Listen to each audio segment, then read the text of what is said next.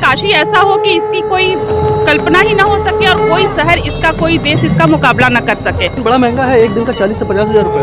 कोई बात नहीं, और हम धन्य हैं यहाँ के नागरिक होकर के। बनारस में ये हो रहा है, हम धन्य हैं, देख के खुश हैं। अखिलेश जी को बोलिए अपने एयर कंडीशन कमरे से बाहर निकल के आके जमीन की हकीकत देखें। प्रधानमंत्री नरेंद्र मोदी ने आज विश्व के भारत के सबसे लंबे जल मार्ग में चलने वाले क्रूज का उद्घाटन कर दिया है। और अभी हम आपको दिखाना चाह रहे हैं कि वो क्रूज देखिए, वो प्लेटफॉर्म छोड़ करके क्रूज अब टर्न लेकर के कलकत्ता की दिशा में बढ़ चुका है। 32 स्विस नागरिक वहाँ पे उस पर सवार हैं और साथ ही साथ मीडिया भी मौजूद है जो कि इस पूरे यात्रा को दिखाएगी।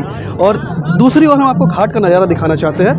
घाट पे देखिए कितने लोगों की भीड़ है यहाँ पे इस क्रूज को देखने के लिए। लोग यहाँ पे बनारस, जो काशी के लोग हैं वो यहाँ पे आए हैं और वो बड़े उत्साहित हैं। इस बनारस में किसी ने कल्पना नहीं की थी कि इस तरह की चीज़ें भी वहाँ देखने को मिल सकती हैं, क्योंकि इतने बड़े बड़े जो जहाज़ हैं वो निश्चित तौर पे कहीं ना कहीं समुद्री इलाकों में ही ज़्यादा देखने को मिलता है। यहाँ काशी के लोग भी हैं, इनसे भी हम बात करने की कोशिश करते हैं। मैम, क्या नाम है आपका? वंदना वर्मा। वंदना जी, ये बताइए कि ये जो आज प्रधानमंत्री नरेंद्र मोदी ने जो सौगात दी है टेंट सिटी को की, और इतने बड़ा क्रूज ये चल रहा है, विदेशी पर्यटक आ रहे हैं, कितना फ़ायदा होगा? एक काशीवासी होने के नाते कितना उत्साह है? बहुत फ़ायदा है सर, हम बनारस के हैं और मुझे बहुत खुशी होती है कि हम यहाँ पे मेरा जन्म हुआ और हम धन्य हैं यहाँ के नागरिक होकर के। और यह जो हो रहा है, ये नई नई चीज़ें है ना, आध्यात्मिक नगरी, सांस्कृतिक, ये तो पहले से ही रही है, पर ये जो नई नई चीज़ें जो प्रधानमंत्री जी द्वारा जो चलाया जा रहा है, या अभी ये जो शिप, बहुत अच्छा हमारे लिए गौरव की बात है। हम चाहते हैं ये और भी हमारी काशी पूरी भारत के का प्रतिनिधित्व तो कर ही रही है और भी आगे जाए, इससे पूरा देश आगे जाए, हमारा पूरे विश्व में इसका नाम हो। जय काशी, जय काशी। मैम, आपका क्या नाम है? जी, मेरा नाम प्रियंका राय है। मैम, ये बताइए कि इतने बड़े बड़े क्रूज चल रहे हैं यहाँ पे, आप लोगों ने कभी कल्पना की थी कि बनारस में ये सब चीज़ें देखने को मिलेंगी? बिल्कुल बम्बई सा लुक दे रहा है। जी, बिल्कुल कल्पना की थी और अभी भी कल्पना कर रहे हैं कि आगे भी और बहुत अच्छा करना है। और ऐसा काशी ऐसा हो कि इसकी कोई कल्पना ही ना हो सके और कोई शहर इसका, कोई देश इसका मुकाबला ना कर सके।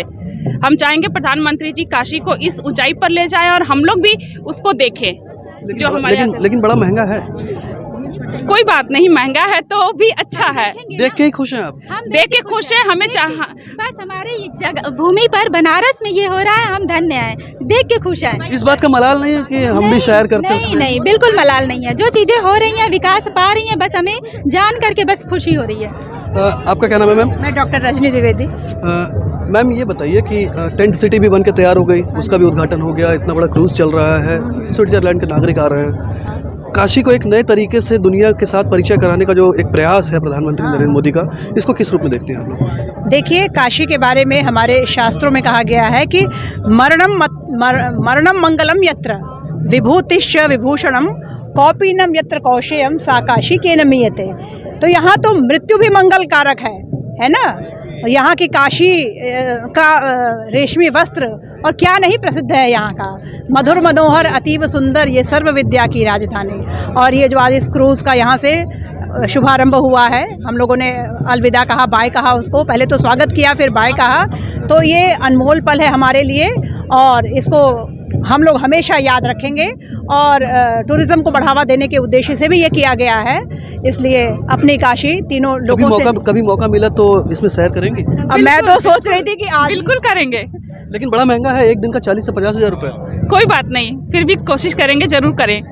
और वो टेंट सिटी जो बनी है मैडम? हाँ, मैं वहाँ पूरी कोशिश करूँगी जाने की, क्योंकि मेरा लक्ष्य है वहाँ जाना। एक बार मैं अपने बच्चों को भी लेके वहाँ अवश्य जाऊँगी और घुमाऊँगी। तो ये काशी की महिलाएं हैं, बड़ी गदगद हैं बिल्कुल। निश्चित तौर पे कहीं ना कहीं काशी के लिए एक अद्भुत चीज़ है। और लेकिन इसी के साथ साथ कुछ राजनीति भी हो रही है, और राजनीति ये हो रही है कि अखिलेश यादव हो या विपक्ष के तमाम नेता हो, वो लगातार सवाल उठा रहे हैं कि काशी में इस तरह की चीज़ों को लेकर के। थोड़ा सा हम 1 मिनट के लिए और आपको माहौल दिखा दें कि ये देखिए, ये लोक परंपरा से जुड़ी हुई चीज़ें, यानी कि नृत्य वगैरह जो चल रहा है वो विदेशी जो यहाँ पर पर्यटक थे उनके स्वागत के लिए ये सारा नृत्य चल रहा है। और लोगों की भीड़ देखिए रविदास घाट पे कितनी ज़बरदस्त भीड़ है, सब गदगद है बिल्कुल कि जो बनारस में उनको ये प्रधानमंत्री नरेंद्र मोदी की वजह से जो देखने को मिल रहा है उसकी इन्होंने कल्पना कभी नहीं की थी।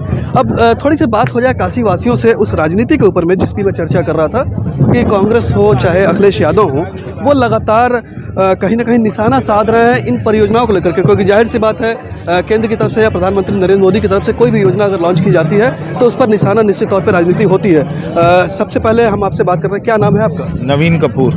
नवीन जी, मुझे ये बताइए कि आज उद्घाटन हुआ है, अद्भुत माहौल है, काशी के लोग यहाँ घाटों पे खड़े हैं, उसके अलावा लोग खुश हैं, लेकिन साथ ही साथ राजनीति भी हो रही है और अखिलेश यादव कल कह रहे हैं कि निषाद समाज खत्म हो जाएगा। देखिए, जब विकास होता है ना तो ये राजनीति करते हैं विपक्षी दल। ये कभी जीवन में नहीं सोचे थे अखिलेश यादव कि ऐसी क्रूज भी चल सकती है जो कि विश्व में सबसे लंबी यात्रा करेगी, 3200 किलोमीटर, और 2 देशों की है, 4-5 राज्यों से है।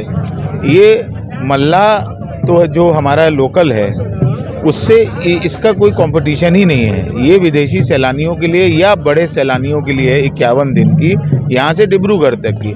मल्ला हमारा लोकल नाव चलाता है। इतना काशी विश्वनाथ धाम बनने के बाद इतना टूरिस्ट का यहाँ पे आवागमन बढ़ गया है कि जो मल्ला साल भर में कमाता था जितना पैसा, वो आज 1 महीने में कमा रहा है।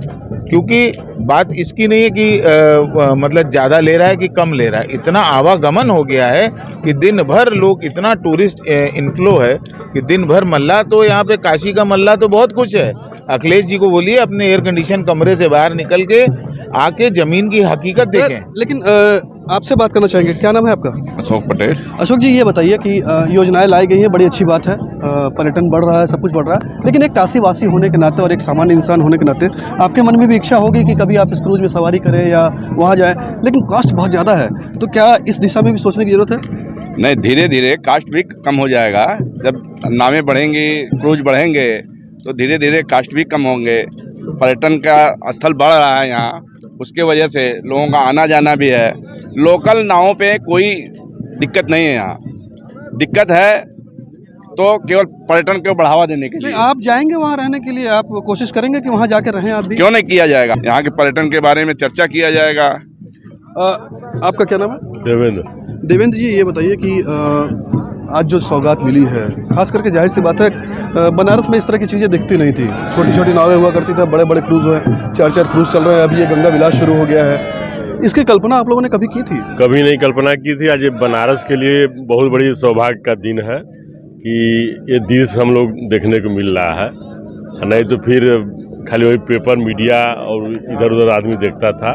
आज हम लोगों को सौभाग्य का दिन है कि यहाँ के लोकल जनता इतना बड़ा क्रूज देख रही है और गर्व महसूस कर रही है। नवीन जी, आप एक और फिर आपके पास आते हैं। ये बताइए कि ये सारी चीज़ें जितनी भी पर्यटन को लेकर के हैं, आपने काशी विश्वनाथ धाम का जिक्र किया था, तो लेकिन एक आरोप ये भी लग रहा है विपक्ष की ओर से, एक काशीवासी होने के नाते, कि धार्मिक नगरी को केवल एक पर्यटन के तौर पर प्रस्तुत किया जा रहा है। इन आरोपों में कहाँ तक सत्य? देखिए, धार्मिक नगरी में पर्यटन होना क्या गुनाह है?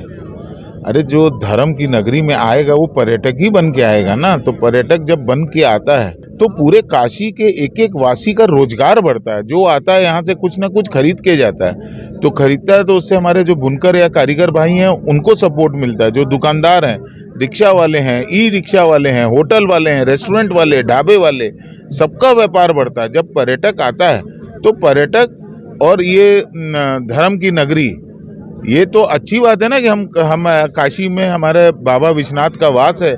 कहाँ कहाँ से लोग पूरे देश से विदेश से यहाँ आते हैं बाबा का दर्शन करने।